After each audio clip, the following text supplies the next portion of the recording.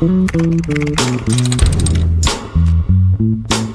selamat pagi, selamat siang, selamat sore, dan selamat malam. Apa kabar sahabat sepengetahuan? Pada video kali ini kita akan membahas tentang 10 alasan mengapa Islandia tidak memiliki tentara. Yang pertama, bangga menjadi anggota NATO. Salah satu alasan utama Islandia tidak memiliki tentara adalah keanggotaannya di NATO sejak tahun 1949. Sebagai anggota aliansi militer yang kuat ini, Islandia mendapat manfaat dari pertahanan kolektif yang disediakan oleh sekutu NATO-nya. Sebagai imbalannya, Islandia mengizinkan penggunaan wilayahnya untuk tujuan strategis, seperti operasi pengawasan dan pengintaian.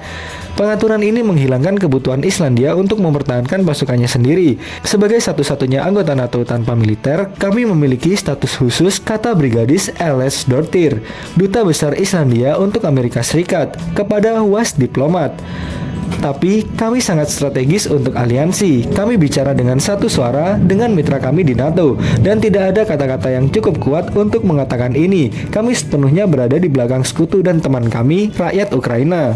Yang kedua, yakni wilayah yang terisolasi. Melansir Gokar Rental, lokasi Islandia yang terisolasi di Atlantik Utara juga berperan dalam kurangnya kekuatan militer.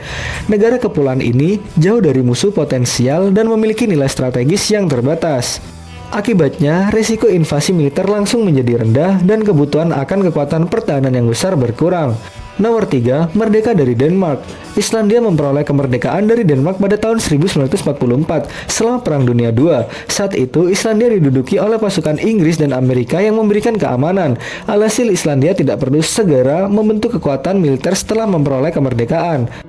Yang keempat, kurangnya tradisi militer. Sejarah Islandia relatif bebas dari peperangan dan akibatnya negara ini tidak memiliki tradisi militer yang kuat.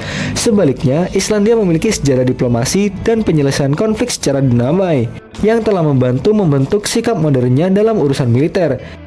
Yang kelima, menghemat anggaran. Memiliki kekuatan militer itu mahal, dan untuk negara kecil seperti Islandia dengan populasi sekitar 350.000 orang itu mungkin bukan penggunaan sumber daya yang paling efisien.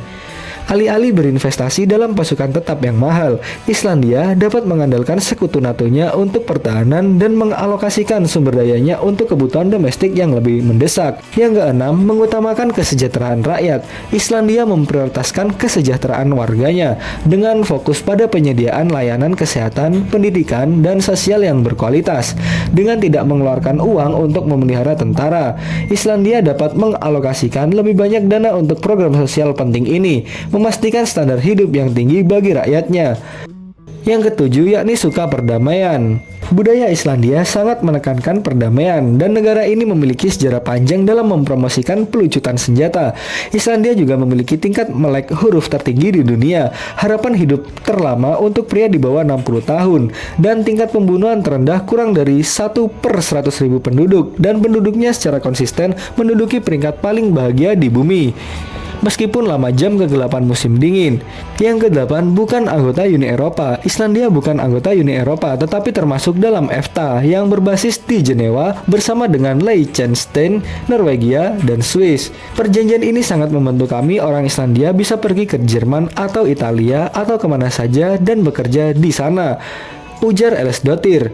Tidak ada hambatan untuk berdagang dengan Uni Eropa, tetapi kami tidak menggunakan euro dan kami tidak memiliki kursi di meja perundingan di Brussel.